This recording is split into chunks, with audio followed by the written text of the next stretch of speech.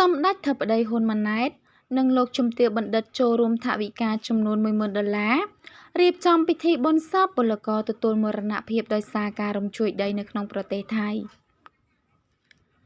សម្ដេចមហាបវរធិបតីហ៊ុនម៉ាណែតនិងលោកជំទាវបណ្ឌិតបច្ច័នមុនីហ៊ុនម៉ាណែតចូលរួមបច្ច័យបុណ្យចំនួន$10,000ជូនក្រុមគ្រួសារនិងរៀបចំពិធីបុណ្យសពលោកមាសសាវាងដែលបានទទួលមរណភាពដោយសារការរំជួយដីនៅក្នុងប្រទេសថៃស្ថិតនៅក្នុងបរិយាកាសដ៏ក្រៀមក្រំនោះព្រឹកថ្ងៃទី1ខែមេសាឆ្នាំ2025នេះ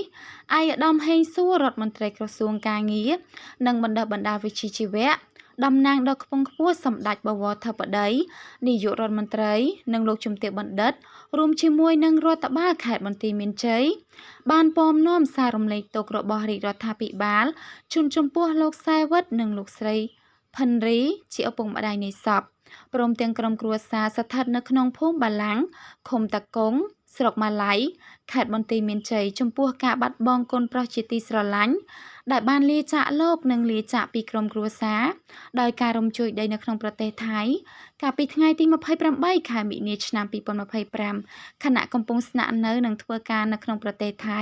ដែលជាហេតុការណ៍ពោរពេញទៅដោយការក្តុកក្តួលរន្ធត់ចិត្តជាពន់ពេកនៅក្នុងឱកាសនោះដែរឯកឧត្តមរដ្ឋមន្ត្រីក៏បាននាំយកបច្ច័យរបស់សម្ដេចមហាបវរធិបតីហ៊ុនម៉ាណែតនិងលោកជំទាវបណ្ឌិតបច្ច័នមុនីហ៊ុនម៉ាណែតចំនួន$10,000ជូនក្រុមគ្រួសារនៃសពរួមទាំងថវិការបស់ក្រសួងការងារបណ្ដុះបណ្ដាលវិជ្ជាជីវៈ